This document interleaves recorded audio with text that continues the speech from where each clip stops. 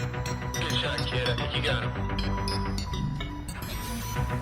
Good shot, kid. I think you got him. Hello there and welcome back to some more Grand Theft Auto San Andreas. Today we'll continue on Let's Play. This is episode 74. In today's episode we are taking a look at Freight, which is a vehicle mission which we haven't done yet, and can be activated by stealing a train from one of the train stations, which is a pretty cool thing you can do in this game. Once you're on board the train, simply click in the right stick and you will begin Freight Mission Level 1. There's 2 levels to complete in order to register this as complete in terms of 100%, and yeah, it's pretty cool. At first you'll see this very quickly loses its novelty, but essentially the whole point of this is you drive your train between stations and then stop, deliver the cargo, and then go on to the next station within the time limit. You're even given a little speedometer so you can see how quickly you're going. The reason for that is because the train can derail if it goes too quickly. I believe it is 47.5 speed, whatever that speed is. I don't think it's miles per hour, but whatever the speed is, 47.5, that's when it will derail. It also can't derail in tunnels, so you can go a little bit quicker through there.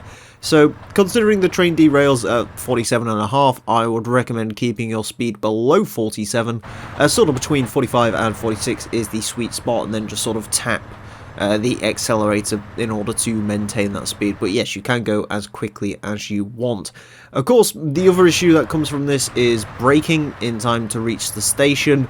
The GTA Wiki reports that it's within about 10 times the distance you are away, sort of your speed. 10 times that's how quickly you've got to stop for the distance marker. However, that's not necessarily true, I find. So 6 to 8 times your speed. So let's say you're doing 45 miles per hour, start braking somewhere between 350 and 400 meters away from the station, and you'll sort of be around the sweet spot. I guess you can be a little bit earlier than that, or later than that, in fact, if you want, and 9 times out of 10 you'll be just fine. But as you can see, you get a little bit of a time boost for how many seconds you don't waste, and away we go. This is going to be a hard one to babble through, so I hope I've explained it well enough. Get to the other stations within the time, complete stop, get bonus money for time, and you also get bonus time for how good you are, or how you are on time. There's only one train station in the entire country, and of course there's no need for steering inputs or anything like that, because the train's direction is entirely dictated by the train tracks itself. You can do this clockwise and anti-clockwise, I believe. It doesn't really make a difference which way you do it, although it should be mentioned that there is actually 2 different types of train in this game. So there is this train right here, which is just called the Brown Streak, which has the carriages on it, and there is also a freight train which has the little sort of flatbeds on it. I'm not quite sure which one's better for this. I don't think it really makes much of a difference. You can do it in either one. The only train that seems to really make a physical difference is the one that can be achieved in the final mission of the game. There's actually one that only has 1 carriage on it.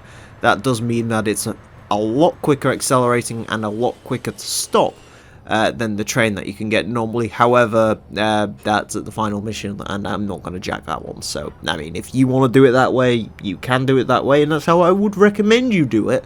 However, doing this normally, I mean, unless you're in a speedrun situation, it's not like you need this to be any quicker, although you'll wish it's quicker because it is really, really boring. I'm not quite sure how many stations there are throughout the entire of San Andreas Strait, but you stop at all of them, so at least you get to do a nice bit of sightseeing. Of course, the reason we haven't done this yet in game is because until we got to Las Venturas, we didn't have the bridges unlocked, and of course you need all the bridges unlocked in order to do this. If you do try to steal a train before you unlock all the bridges and then try to drive it towards a locked area, the train will just sort of slow down on its own and then refuse to go through the roadblock that they put up for you. So there's no chance that you're doing this whatsoever, which is for a good reason. Also, you need to reactivate this mission as well once you complete level 1, so it'll complete itself. You'll get the little mission pass thing, but you do need to do level 2 in order for this to count as being completed in game, unfortunately. So But yeah, it's kind of unfortunate that you can't do this earlier on in the game because realistically, you are entirely invincible while you are in the train. I think you can be dragged out and arrested, but beyond that, you are invincible. The train does not take any damage or anything like that. So doing this with 4 stars would be a breeze, so long as you don't get jacked while you're delivering stuff. But unfortunately, that's not something you can do, so it doesn't really matter. I guess the most dangerous stretch of track is probably this piece in the deserts. As I mentioned before, you are impervious to derailment if you're inside of a tunnel or I believe a bridge as well. The train will not derail, so you're not really, you can be as quick as possible through there, but through the desert bits is where you can have issues, and it also goes downhill a little bit, so if you are travelling around that 46-47 miles per hour, you do definitely want to try and back off as quickly as possible. I guess one bit that is kind of amusing during this is you can see the train, I forgot what they call them now, the railroads, the crossings, that's it. As you go over the crossings, the barriers usually won't react fast enough to how quickly you're going, so very often you'll end up hitting a car or a pedestrian, which can be incredibly funny, because murder is funny when it's in video games, not in real life. I guess level 2 gives you more money for delivering your cargo, so that's nice, if you're into that. It doesn't really matter. Money is actually pretty good in this side mission. Once you have fully completed level 2, you do actually get $50,000, which is an incredibly large amount of money and also very, very useful.